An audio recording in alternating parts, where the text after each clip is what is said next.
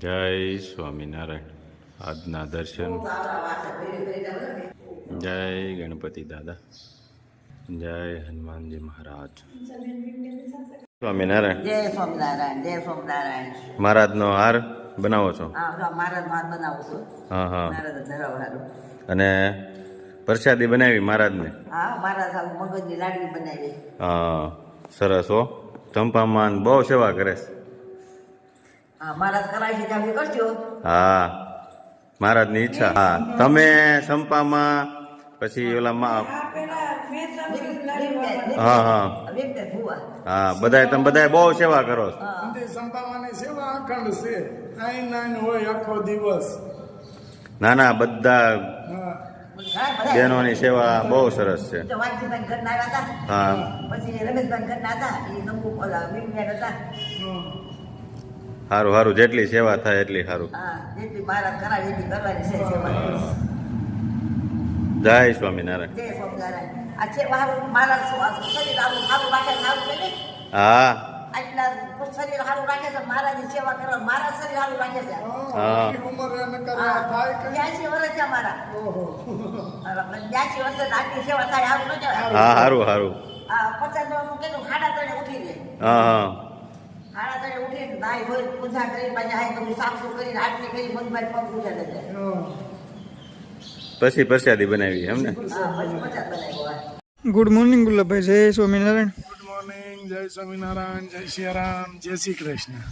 હવે કાલે 2-4 ઘણી બધી એવી કમેન્ટો આવી કે બાની તબિયતમાં કેમ છે. તો હવે બાને એકદમ સારું છે, કોઈ તકલીફ નથી. પણ ગૌડું માણસ છે એટલે ઉંમર થતાં કે શરીરની અંદર આપણા જેવી શક્તિ ન હોય એટલે થોડીક કામ નબળાઈ લાગે છે. બાકી કોઈ બીજી તકલીફ નથી, સારું છે એકદમ. અને બધાએ એવા ભગવાનને પ્રાર્થનાઓ કરી હતી કે જલ્દીથી બા સાજા થઈ જાય, એવી રીતની ઘણી બધાએ આપણું કર્યું હતું. અને બાની તબિયત જલ્દીથી સુધરી ગઈ છે, હવે કોઈ તકલીફ નથી. અને ટૂંક જ સમયમાં મારે એક મેસેજ એવો આપવો છે આપના યુટ્યુબ પરિવારને બધાને કે ટૂંક જ સમયની અંદર અમારા પરિવારમાં એક નવા મેમ્બરનું આગમન થશે. અને નવા મેમ્બર ઇનકેસ કે નોરતા પૂરા થાય ત્યાં સુધીમાં આવી જશે. એટલે ટૂંક જ સમયમાં તમને નવા મેમ્બરની મુલાકાત પણ કરાવશું, બરાબર. અને બીજું કે એક આપણે ન્યૂ પ્રોડક્ટ કામ ચાલુ થઈ ગયું છે, સરગવાનો પાવડર, કે જેની બહુ માંગ છે. એનું સરગવાના પાવડરનું કામ ચાલુ થઈ ગયું છે. તો એ ન્યૂ પ્રોડક્ટ પણ હવે ટૂંક જ સમયમાં આવે છે. અને નવા મેમ્બર પણ અમારા સાથે રહેવાવાળા કાયમિક એવા નવા મેમ્બર પણ ટૂંક જ સમયમાં આવે છે. હવે હાલો રાજુભાઈ, નીચે ભાખરી બનાવવાની છે અને ચાય બનાવવાનો છે, કારણ કે બાને 2 દિવસ આરામ આપ્યો. ચાલો ચાલો, ચા બનાવવાનું ચાલુ. પેલા બનાવી ભાખરી, હવે બનાવું છું ચા. પછી ચા અને ભાખરી નાસ્તો કરી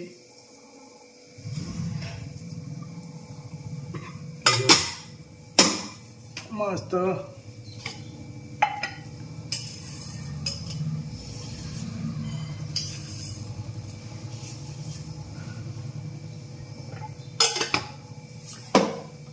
ભાખરી કેમ બની છે જો, ગોળ એકદમ મસ્ત મસ્ત. અને ચા બની રહી છે. પછી આગળ નાસ્તો કરવા બેસવાનું છે. એમાં નાસ્તામાં ચા, ભાખરી, માખણ. આપણે સૌરાષ્ટ્રની અંદર એ માખણ તો સવારમાં હોય જ કાયમી, કોઈ પણ ને એટલે ખાતા હોય એને. બાકી અમુકને માખણ ન ભાવતું હોય તો એ ત્યાં ન હોય એમ.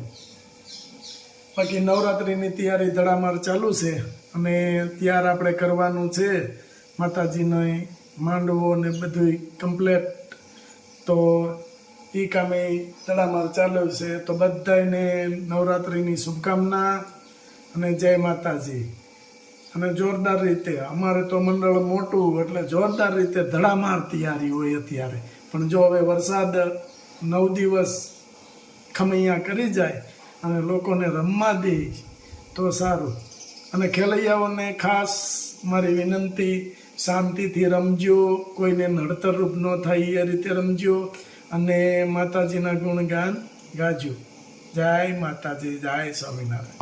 અને ગુલાબભાઈ આમ થાય હમણાં કેદુનો પ્રોગ્રામ નહોતો કર્યો, આજે સવારમાં શાહ ભાખરીનો પ્રોગ્રામ થઈ ગયો.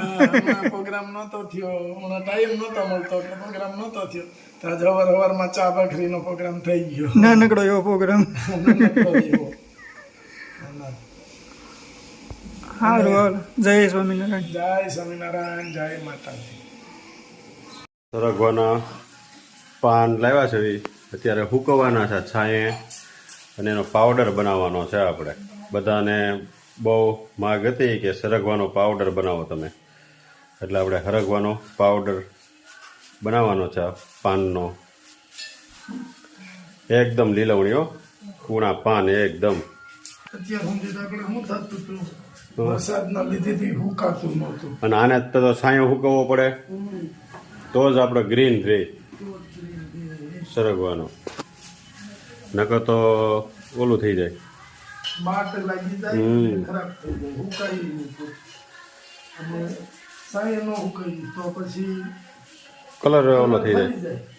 હજી તો એમાં બધું આખું તોડીને હુકાય એટલે હરખું કરવાનું છે બધું.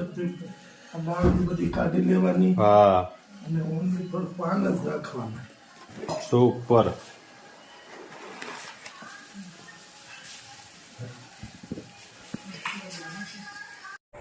આજે પાણી પ્રોગ્રામ છે તો અહીંયા તૈયાર કરી છે. આદુ મરચાંની પેસ્ટ કરવાની છે અને ધાણા લીલા અને ફુદીનાનું પાણી બનાવવાનું છે, બધું મિક્સ કરીને.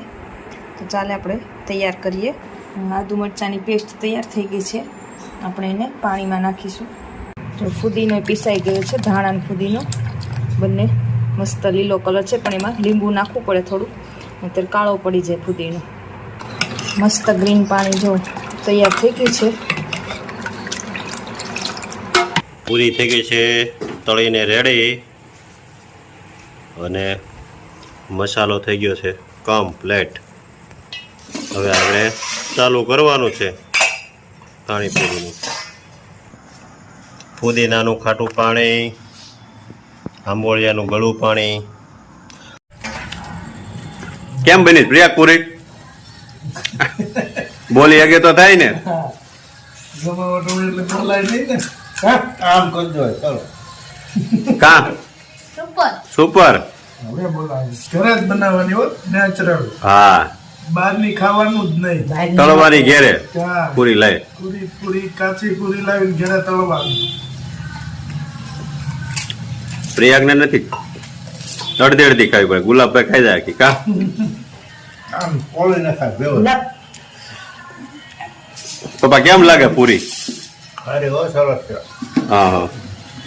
પ્રિયાગને તો શું છે, મોઢું નથી ઉપડતું. ના ના, હજી આમ પૂરી નાની છે ઓળી જોઈ, મોટી પડે છે. પૂરી નાની જોઈ કા પ્રિયાગ? તો થાય. જો આ કાઢી છે મેં એની હાથે નાની નાની.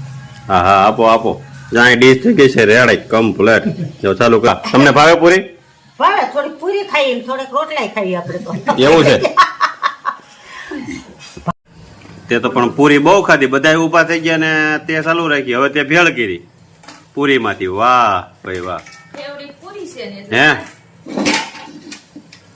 ખાવામાં બોલવાનું નહીં, ખાવાનું હોય ત્યાં સુધી કા પ્રિયા? પ્રિયકરના બધાય છોકરાઓને હા ખાતા હોય ત્યાં સુધી બોલે જ નહીં. હા.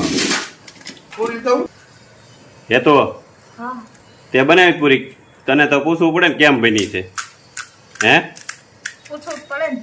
કેવી બની? તમને ભાઈ એમ કેવું, મને તો ભાવે. અમને તો બહુ ભાવી. મેં તો બનાવી છે તો મને જ ભાવે જ ને. તો સારું લે. આ જો પ્રયાગની જેમ છે, આવડી મોટી મારી નથી હાલતી મોઢા.